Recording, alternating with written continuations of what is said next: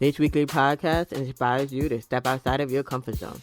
My name is Zakir Muhammad, and I'm your host of the Living Legacy podcast. I am a cancer survivor, brand cultivating strategist, author, and world traveler. This Living Legacy podcast features women of purpose sharing stories of resilience. They are single and married.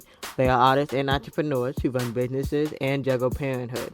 If you are ready to hear interviews about professionalism, entrepreneurship, travel, life, and love, you are in the right place. They will share stories of how they overcame adversity while seeing life through a different lens. Let's get into it. Welcome to another episode of the Living Legacy podcast. Today, I have the honor of talking to Amy E. Smith. She is a certified confidence coach, masterful speaker, and personal empowerment expert. As the founder of the JoyJunkie.com, Amy uses her role as coach, writer, podcaster, and speaker to move individuals to a place of radical personal empowerment and self-love. With a key focus on helping people find their voice, she is sought after for her uncommon style of irreverence, wisdom, and humor. So let's give Amy a warm welcome. Welcome, Amy. Thank you so much for being here on the Living Legacy podcast. How are you? I'm amazing. That sounds, whenever I hear anybody read that, I go, oh, that sounds kind of fancy. That's you. So thank you for allowing me to come and hang out. I'm thrilled to be here. Thank you. Thank you for being here. Now let's go right into talking about ways to just spread joy today. Like, first of all, where did joy can come from, and what ways are you spreading joy in this tough world today? Yeah, it's interesting. So it started off as a very logistical decision to name my company the Joy Junkie, and originally I kind of felt that there were so many people who were addicted to all sorts of things that didn't bring them joy, didn't bring them fulfillment, and not even in the sense of addicted to substances, but addicted to approval from other people, the opinions of other people, uh, people pleasing, or addicted to perfectionism, or overachieving so much, and which I don't think is a problem. I don't think achievement's a problem, but losing themselves completely to I am only who I am on paper, or things like that. So I thought, what would shift if we were as obsessed with joy and our fulfillment and our happiness and the end result as we are to checking off all of these boxes of I have to have the perfect partner, I have to have the perfect house, I have to have the perfect business. What if we were as obsessed with our own fulfillment, and what might shift for us? But sort of on a logistics standpoint, I thought, okay, if I ever change my niche and I don't know, want to go into nutrition coaching, or I want to start a mechanics, an auto body place. It could be the Joy Junkie auto body, So I thought, let's choose something that I could change niches inside my, uh, under that brand after I had trademarked it and things like that. So, but I think really, obviously, similar to you, that a lot of our past, a lot of our own story informs what we then teach and what we then share and the message that we bring to the world. And for me, I grew up in a very conservative, born again Christian family, and there was a lot of motivation from guilt and fear and not allowing yourself to be who you truly are. And it wasn't until I really got anchored in finding my voice with my family, which kind of came to a head in '07 when my father passed away. And I by all accounts, I was winning at daughter. I had a background in makeup artistry. So for his funeral, I did his makeup for the viewing. So doing dead dad makeup, I felt like I was winning at daughter that day. I spoke to the crowd.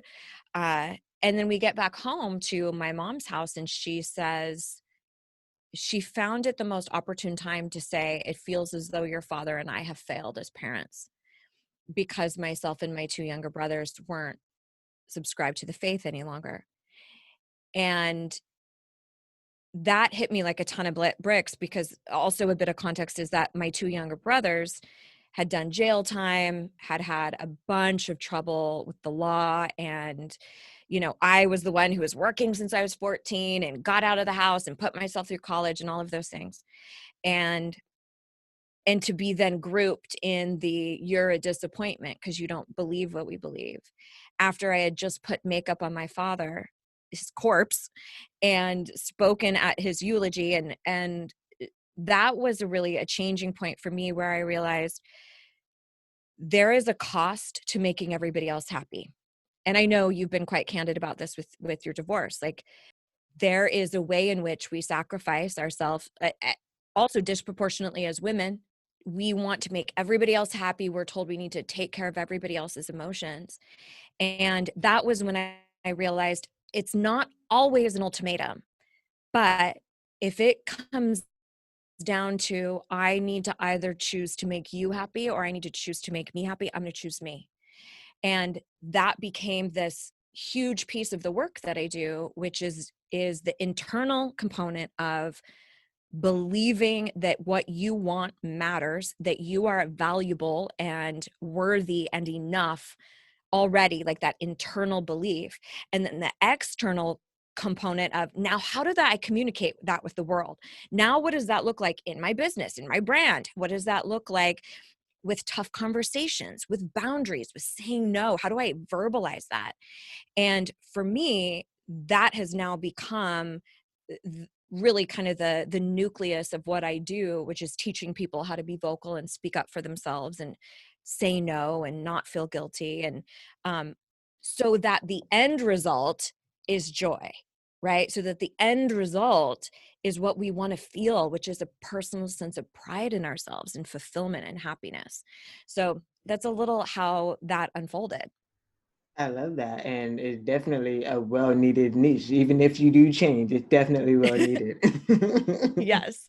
And obviously I'm being silly about having an auto body. But you never Like, know. You never know. Some people you, literally pivot. That's what they've had to do, especially in 2020. They're like, you know what? I like what I do, but I'd rather be a mechanic. I've always loved, some people just all of a sudden go back to their roots of what they loved to do as a child. And who knows? That's probably what it was. yes. I mean, I would have never known 2020 was going to go this direction. So yeah, I completely, I completely agree with you. So let's talk about boundaries. First of all, not many people like to talk about them. Some people, if they are people pleasers, don't know how to set them. So what was that like for you getting to that point? And what is the trend that you've observed with the people that you work with to help them to get to that point? Well, I'll tell you what, after that first kind of confrontation with my mom around that, where I sort of had that epiphany of, oh, I either keep twisting and contorting myself to fit into your mold, or I honor who I am and stand in my authenticity and make peace with you not liking it, right? Like, I think that's one of the things that we don't realize about starting to speak up, about establishing boundaries, is we will experience sort of this dichotomous response or this dichotomous emotion, where on one side, we feel incredibly proud of ourselves for speaking up, for setting that boundary. But then on the other side, we might be incredibly saddened with how somebody receives it. They might not like that, especially if you've been sort of an acquiescer and a people pleaser your whole life. When you start speaking up and standing up for yourself, you will notice very quickly that a lot of people like the doormat version of you. They like that version that just gives in. So there's a very real kickback that we feel when somebody doesn't receive it well. And the initial response is to go, oh my God, I shouldn't have said anything. And instead, I encourage people to go, okay, no, thank you for showing me that I've needed this boundary this entire time. And the trajectory for me was quite tumultuous. So when I finally kind of came out to my mom as not aligning with the religion I was raised in, I became very combative. It was almost like all of the floodgates had opened. And now I wanted to talk about all of the things that we felt polarized against, right? And I wanted to bring up gay rights, and I wanted to bring up abortion, and I wanted to bring up all these things that I had stifled for so long. And I did it in a very unkind way. And it wasn't until years of kind of fumbling my way through it that I realized, oh, okay, you can actually deliver a boundary. You can speak up for yourself, and you can do that with grace and kindness. You can be both assertive and kind. And that was after many, many years of trying to figure that, learning that the hard way. And that now is what I teach people how to do. Like, what do you do when you want to ask for a divorce? And how do you do that with grace and kindness? What do you do when you need to ask your adult children to move out of the house? How do you do that without being combative? How do you tell your partner that you want to go back to school and you're concerned about their support? Like, all of these things, or even on the very small scales of now what we're dealing largely with in our society, with a lot of the social unrest that has erupted. And I know this is not new, but I think there are more people being willing to talk about it in a way that we haven't seen before. And there's a lot of that I'm like, let me tell you what to tell your racist ass uncle at Thanksgiving. Let's talk about, you don't get to let that slide anymore. And what are the verbiage? What's the wording? What are the actual phrases that I use? Because a lot of times with boundaries, we get so, I don't know what to say. I'm just fucking offended. And I don't know what to do except go to blows. And there are ways to be incredibly articulate and speak up for yourself. So,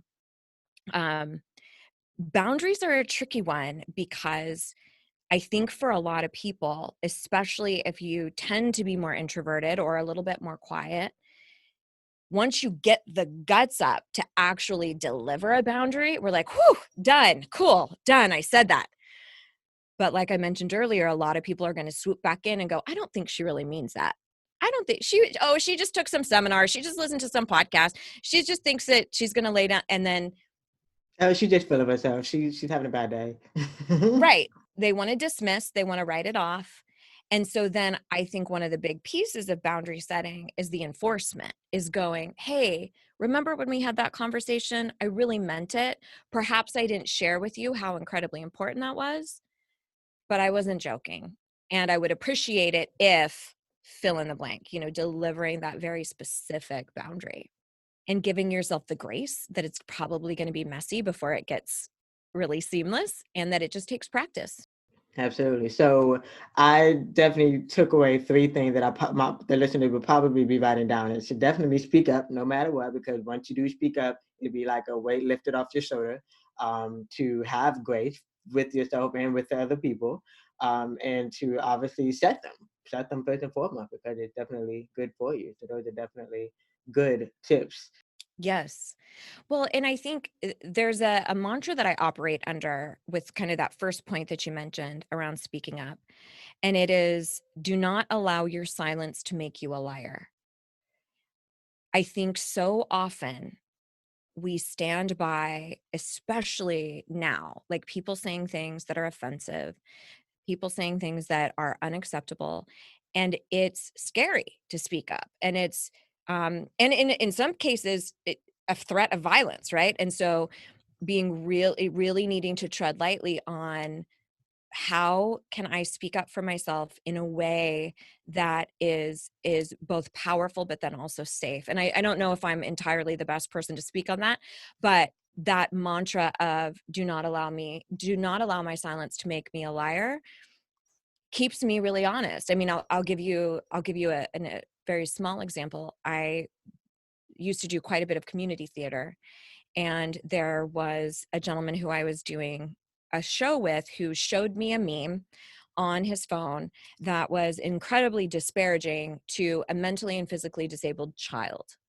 And to me, that doesn't constitute comedy. That's not funny. That's not something that we should be sharing. So in that moment, when he's like, hey, look at this, ha ha ha ha, it would be very easy for me to just like, oh, haha, and walk away, right? But I knew that if I did that, I would be complicit. I would be allowing my silence to make it seem as though I was okay with that, which I most certainly was not. So I said, I would really appreciate it if you didn't show me stuff like that in the future. I actually don't find that funny. All right, see you later. I'll see you on the stage or see you in the green room. And that's one of the other things that I think people misunderstand about speaking up or about boundaries is you don't always have to get into a full-blown debate. Sometimes it's as simple as saying, I actually don't share that opinion and I'm going to politely excuse myself. That's enough to say, I'm not aligned with you, but I'm sure as fuck not going to get into it with you. But I have enough respect for myself that I'm not going to waste my time and energy in that way, but I'm not going to let you think that I agree. And so I also heard that there's levels to agreeing to disagreeing in that instance too. Completely, because there are times when there are people in your life who I think elaborating and actually having a very conscious conversation about being on different sides of the spectrum can be awesome. But I also think that there's people who aren't capable of that, who aren't capable. However, I do feel very strongly that if you come at people already ready to do battle, already adversarial, already angry, you're more likely to elicit the same response from them. So I think that the way in which we speak up is not for them. It's not because they deserve it. It's because we want to get what we want, right? Like we have something that we need to have heard. And so I want to communicate that way in the best way possible so that somebody can hear me. So how can I up my chances? And I know that for me, that looks like having that grace and kindness, but also with assertiveness. I don't share that opinion, or I'd appreciate it if you didn't talk like that in front of me. I'm going to politely excuse myself. Things like that, where it's like, yeah, that wasn't cool. That wasn't acceptable. And then I do think that there absolutely are times when grace and kindness don't work. And you do need to call in the big guns. And, that's definitely a sliding scale. It depends on, the nature of the relationship or what we're talking about too. Mm-hmm.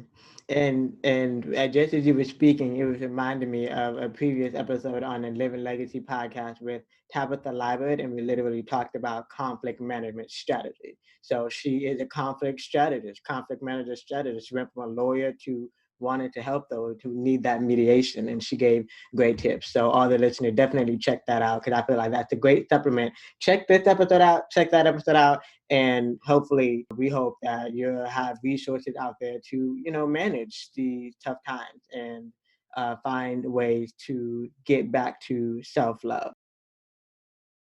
This episode is sponsored by Talkspace. Sometimes you just need someone undivided attention to talk to in a non-judgment manner. If you already tried therapy, you know that it can be difficult to wait days or weeks until your next appointment. With Talkspace, you can send your therapist a message anytime, anywhere. Whether you're near a laptop, tablet, or smartphone, your conversation carries over seamlessly across devices and uses banking-grade encryption to keep it safe and confidential. Get $150 off your first week with my code 162-8448. That's 162-8448. What are some resources that really helped you? It could be anything, book, podcasts, people, resources that really helped you to get to that point of self-love and get to the point of where you are now. Yeah. Well, I think possibly one of the most influential things as a concept that has hit me has been the topic of emotional intelligence and learning how to be with whatever it is that I'm feeling, but then understanding that my feelings don't necessarily dictate reality. They don't necessarily, and they never dictate my worth. So for example, I think there are situations where, perhaps we don't get a business deal that we were looking for, or a launch doesn't go well, or somebody rejects us, doesn't want to go on another date, or they want to break up. We get passed up for promotions or whatever it might be.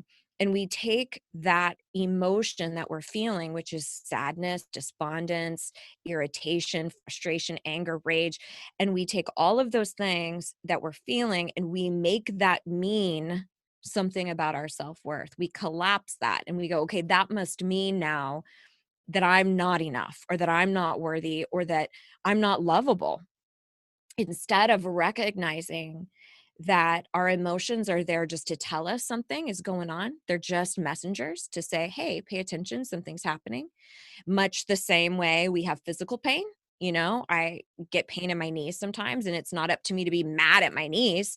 It's up to me to go, hey, baby, what you talking about? What are you telling me? Oh, okay, I'm coming to your rescue. I'm going to be easier on you. Okay, we'll take it a little more, more steady. So I think the same is true for emotions, but emotions are dramatic. And so when we are feeling something so acutely, we very oftentimes will collapse it with our self-worth. The same is true even for the opposite end of the spectrum. We get lots of compliments or accolades, or we get the next client or whatever it is. And then we go, oh, okay, if that happens, then I must be valuable. Then I must be enough. So there is a tool that I teach with my students and that I use all the time to help work with emotional intelligence around whatever I'm experiencing. And I know you've talked about this too. Like, if you need to cry, cry. If you need to scream, scream. If you need to Netflix it out forever, do it, right? Do whatever you need to do. And I think that's a part of us being with our emotional self instead of running from it. That's what we're trained to do, right? And I know in your conversation with Dr. Lulu, it's all about, we don't want to feel. You don't get to see that. That shit down. And many people are raised in homes like that, where you're not allowed to be anything other than happy. And so keep everything else to yourself. And that's a detriment. That's a detriment to who we are and how we function as humans. So the tool that I use is called N.A.C. It's an acronym. It's N.A.C. And the N stands for notice and name. So what is the emotion that I'm feeling right now, and naming it, because that's emotional intelligence. We're not taught that, right? We're like, go to school, get a job, good luck with everything else. But we don't teach people how to contend with fear, how to name their emotions, how to advocate for what they're feeling. So notice it, name it. What is this? Frustration, overwhelm, sadness, rejection. What is it? The A stands for ask. What is behind this emotion? What is actually happening here? And looking at sort of the scenarios and the situation. The C stands for choose. And you're going to choose two things. You choose your behavior, and then you also choose your self-talk. So I'll give you an example of a student of mine, and it's a very innocuous situation. So she was super exhausted from work, super drained. Her sister wants to talk to her about her day, and she realizes that she's being super short and snappy with her sister. And she's like, why am I so irritated? So she checks in with the N.A.C. tool. She goes, okay, notice and name. What is happening? Okay, total irritation. Okay, what is really happening here? What's happening is that I had a really, really long day, and I also want to be there for my sister. I genuinely want to hear how her day is going, but I'm at my limit. That's what's really happening here. It's not that she's being super annoying. It's that I need to own what I need in this moment. So then she choosing my behavior. So it was, you know what? I really want to be there for you. I want to hear about your day, but to be honest with you, I am at my limit. Can we table this? Can we chat about this tomorrow? Asking for what she needs. Self-talk, then choosing that self-talk of saying to herself, you are allowed to feel what you feel. You are allowed to ask for what you need. You are, this is you practicing your communication skills, so following that up with self-talk that is powerful as well. So that's definitely one I use. Very helpful. Very helpful. And I feel like indirectly, I feel like I started doing that anyways. I started writing down instead of writing down the negative thoughts I do have about myself, flip it into something positive. So instead of feeling like a launch didn't go well, just say I had the opportunity to impact people. You know, people were educated, people did like it. Just because what you expected out of it did not happen, did not mean that nothing happened at all. Just because you sold a smaller number of books than you thought does not mean that you did not sell at all. So those are definitely a great way to take a step back, look within before exerting whatever you feel. So those are definitely great tips. Yeah, I absolutely agree with you. I think there can be a place where I don't know if you see this a lot. It just drives me absolutely crazy. When you're looking through Instagram or Facebook or something and you see these memes that are like, just think positive, or just love yourself. And I'm like, really? I'll get fucking right on that. When you're in the middle of a divorce that's killing you, or when you're in the middle of a launch that didn't go well. So I think that what you're saying is absolutely applicable. But I think we need that first step of grief, that first step of mourning to really allow the space for that disappointment. And then once you've grieved that, once you've let it all out, then you can start moving on to that place of what is the good that came out of this?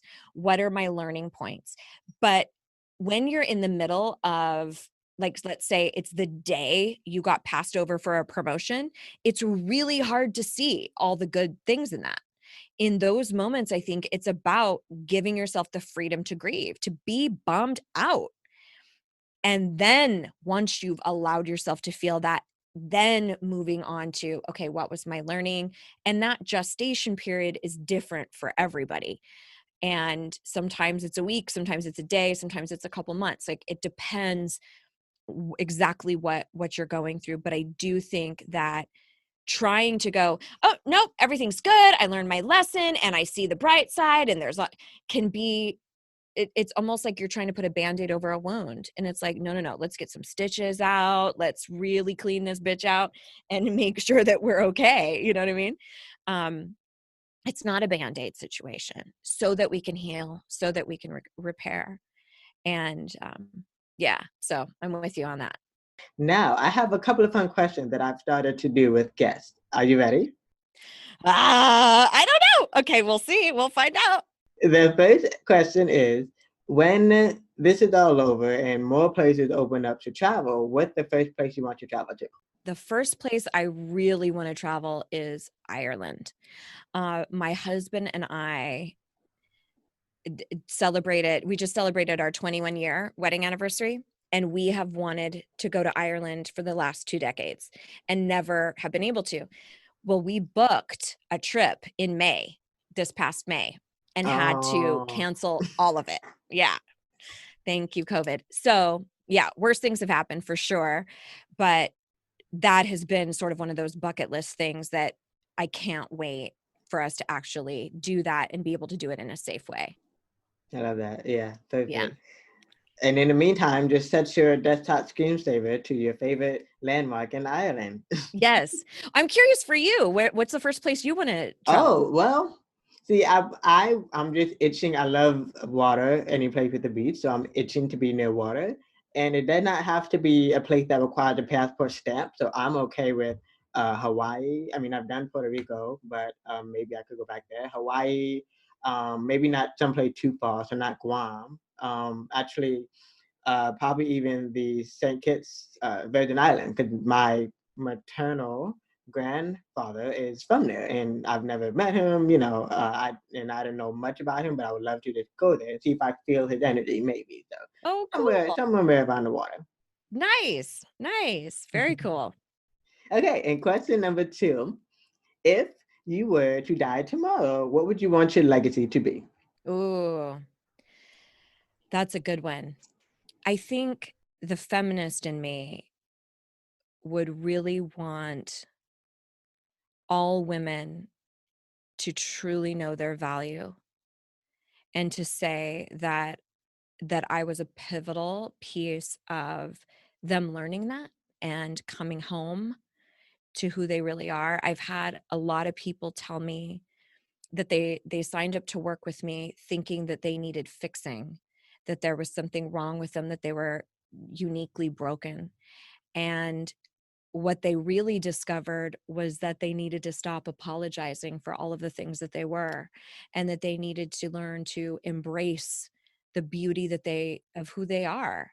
And when people tell me, you you allowed me the methodology, because I don't think I did it, I feel like they did it, but you gave me the gift of seeing that I am enough and that I am worthy.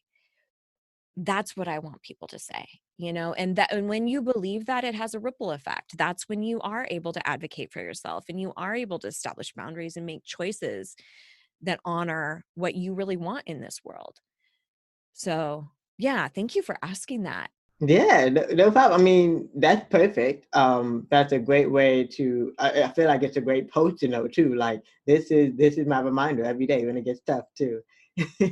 But what do you think would be able to be implemented if there was a woman of color who wanted to work with you, but say they have different situations, um, more traumatic situations that kind of made it seem like things are just a little bit more difficult than uh, it may appear, to be.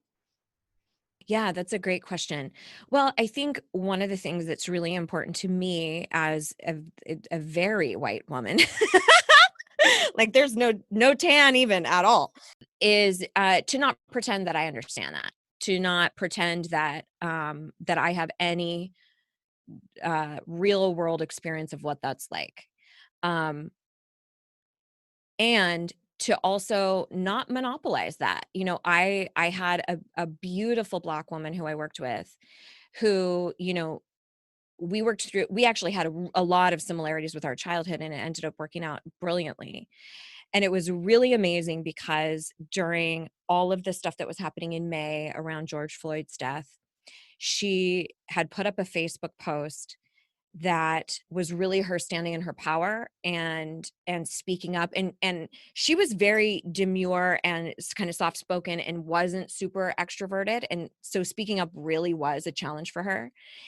And I wrote something on there like, just like, yes, preach, or like, absolutely, yes, I'm with you, or something encouraging, a very short encouraging thing. And then she wrote back, there's no way I would have been able to do this without you.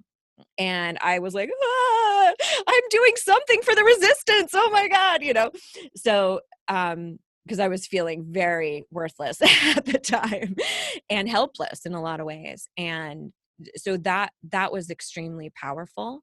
I think the thing about the work that I do is I have seen people who have undergone extreme types of trauma in their past and abandonment, and um, it all comes down to, are you able to be seen by whoever you're working with?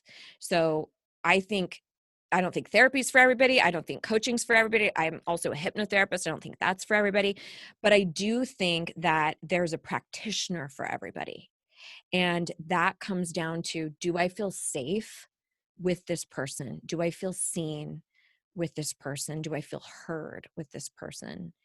And that is something that I always strive to do, no matter what somebody's circumstance is. Yeah, Bravo. I hope that's a Bravo. good answer. Yeah. Yeah. It feels true for me. So Yeah, perfect. Awesome. Now, I feel like some listeners, if they're not already Googling you while listening, they want to know where to find you. So where can I send them? And what kind of free offers do you have also? well, I've got tons of free stuff for you to get your hands on. So my corner of the internet is thejoyjunkie.com, and junkie is spelled Junkie.